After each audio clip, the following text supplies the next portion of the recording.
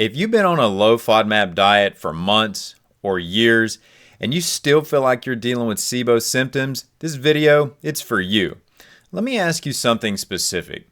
Do you feel like your list of safe foods keeps getting smaller, but you never actually get better? That's not because you're failing the diet. It's because this diet was never designed to heal SIBO in the first place.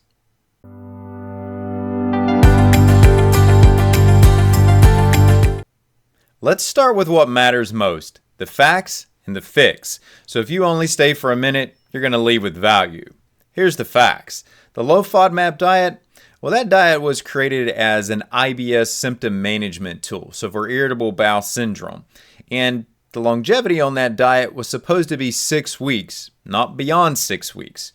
It's not meant to be a long-term SIBO treatment. It may aid diagnosis at best, but again, it's not meant to be a long-term treatment. Well, what about the fix? Well, first of all, if you came to this video looking for a specific list of foods, that's not what this video is. And before you leave, just know that the information in this video is more important than any list of foods. If you treat SIBO like it's a food problem, you're going to restrict food forever. If you treat it like it's a physiology problem, as it is, then you actually give yourself a way out. That's a mental shift, not a new food list. So today, I'm going to show you why restriction feels helpful at first, but it doesn't create long-term resolution. And I'm also going to take a look at why it eventually stalls the healing process. And lastly, we'll look at how to shift from a more restrictive mindset to a restorative one that is more inclusive and that can actually give you hope. But before we dive in, go ahead and hit that like and subscribe button if you want gut health explained without a fear-based rules approach. And if we've never met, I'm Dr. Arland Hill. I'm a clinician and I'm a rancher. So I see both sides, the physiology and the food. And my focus is to help you restore function with the right foods, not shrink and limit your diet. What does the FODMAP diet actually do? Well, the FODMAP diet does reduce fermentable carbohydrates, and less fermentation does equal fewer symptoms. But the problem is that while you're trying to starve that bacteria away, the bacteria didn't leave. The bacteria are still there. Your symptoms may improve, and some people assume that a healing process is happening. You're actually resolving SIBO. But the truth is that nothing has changed upstream. Yes, there's likely less noise in the gut. You're not getting all the disturbances that you did see before. But the truth is that it didn't fix your motility. It didn't fix your digestive processes, your acid, your enzymes, and your bile. You didn't optimize your immune activity locally in your gut, and you still have a microbial imbalance. The actual causes of SIBO haven't been addressed. If you've been following a low FODMAP diet for an extended period of time, let me share with you why this long-term restriction backfires. Staying low FODMAP long-term is going to reduce your microbial diversity. You're not providing the different constituents in the diet that diversify the microbiota and nourish those microorganisms. You're also contributing to weaker overall immune tolerance. You're not giving your immune system the ability to handle normal foods without reacting. You're decreasing that exposure that you do need consistently. There's decreased immune training associated with that, if you will. You need to keep your immune system robust through exposure. Not overexposure, but exposure. There's reduction in enzyme signaling and acid secretion signals. Your gut barrier strength gets weakened as a part of this, and maybe the worst of all of these is that this all reinforces a fear-based mindset around food. It starts to look like every reintroduction is causing symptoms, and the diet starts to feel necessary, but it also becomes exhausting both mentally and from the standpoint of trying to keep up with it and monitor everything that you consume. it begins to pull you further into a state of nutrient deficiency, because as that diet shrinks, your exposure to a greater diversity of nutrients, well, that shrinks also, and that equates to nutrient deficiencies. And keep in mind that nutrient deficiencies are one of the core characteristics of SIBO. In fact, when I look at setting up SIBO protocols, there's phase 1, the antimicrobial, the phase 2, restore all the physiological dysfunction, and phase 3, that's nutrient restoration. It's one of the phases that never gets talked about in this bigger conversation that's a must. If avoidance were actually a healing approach, your symptoms would never return. But as soon as you put your trigger foods back in, your symptoms come right back. That's telling you healing hasn't taken place. The return tells you that the return of your symptoms just tells you that the system was never repaired. To me, when I look at this, there's a big mental trap that comes around restriction. It more or less creates a mindset of survival. You start to look at food as the enemy, and you train yourself to evaluate food based on a single factor. Does it create fermentability or not? And when you do that, you're ignoring the fact that food is a complex system of constituents and nutrients. And you're eliminating and ignoring a massive amount of the signaling molecules that are in food, the healing elements that are in food, because you're all wrapped up in this mindset of fermentability. You're looking at food as a problem and not as a package of healing factors. That's a big issue. And it removes these compounds that support healing. If I can give you one example that I think jumps to the top of mind for me on this, it's going to be dairy.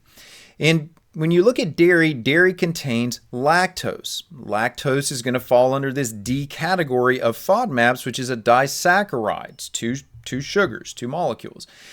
But dairy is not just simply a lactose delivery system.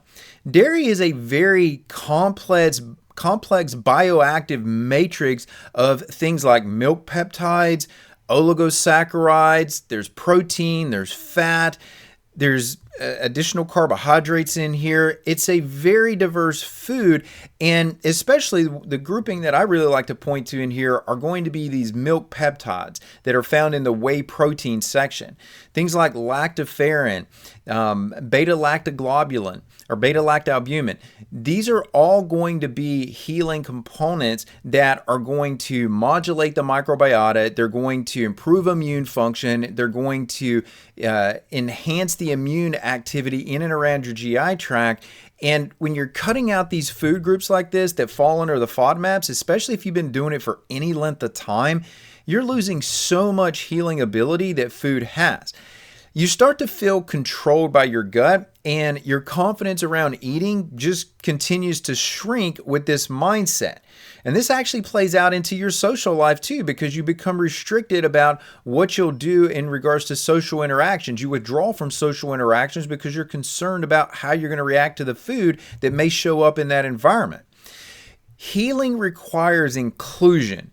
It's not about permanent avoidance. Your control is going to come from resilience, not from adding more restriction to your protocol. The most important question here is, well, what actually needs to be addressed in SIBO?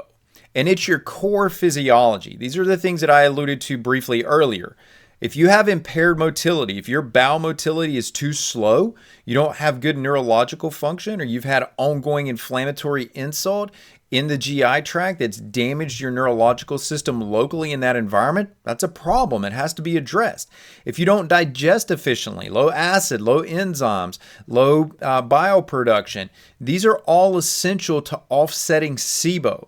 Your immune function. Do you even know how to assess that? Do you know the things that negatively impact your immune function? If the answer to that is no, that's probably part of the problem you need to be focused on, not so much about restriction. And then, of course, the dysbiosis patterns. How do these imbalances of the microbiota, how do they keep showing up if you're in a relapse scenario and you feel like you need to stay on an ongoing restrictive diet? If these things that I've just listed aren't improving, guys, it's not because you're not eating onions or avoiding dairy or avoiding any other food constituent that's on the FODMAPs diet. It's because you've got broken physiology. There's a mental shift that determines whether or not you're actually going to be successful in overcoming SIBO. If you're coming from the perspective of what can't I eat, then that question assumes that food is the enemy. It means that when you have a symptom, that equates in your mind to failure. And it means that control comes from restriction. It's a limiting mindset, and mentally you're giving control over to either the food or the overgrowth. Frankly, just to be blunt, it's a victim mentality, and what you're doing is training and reinforcing fear. If instead you shift that mindset to what is my gut not handling yet and why, that reframes food completely. You're looking at food as information. It gives you feedback that you can make decisions with about how to support your physiology. Food is literally a signal to your physiology. And when you do this, food becomes feedback. It's not about more failure. It's about information and not punishing yourself with restriction that it honestly isn't giving you any further success in overcoming SIBO. Here's the big picture. The FODMAPs diet, it isn't evil, but it's also not necessarily as useful as it's suggested to be. That's not my opinion, that's what the data shows. And remember, the data concludes that this is an anti-prebiotic diet. It's not a diet to optimize your microbial balance, but it can be used as a tool sometimes, but it's not a destination. It's not something you should land on and lean into for weeks, months, and certainly not years.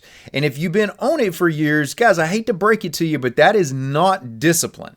You're creating an unnecessary restriction for yourself, and that's the real sign and indicator for you that the problem, the underlying physiological dysfunction, has never been addressed.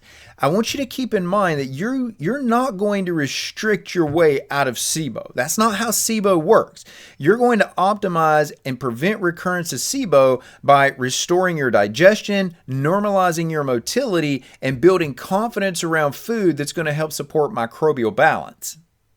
Now, if watching this video gave you permission to stop blaming food and to start looking upstream, share it with someone else who's stuck in this restrictive mode and mindset. And if you want to see what the next step is, looking at how to build tolerance and control SIBO without getting into the mindset of fear, well, I've linked the next video on the screen for you now.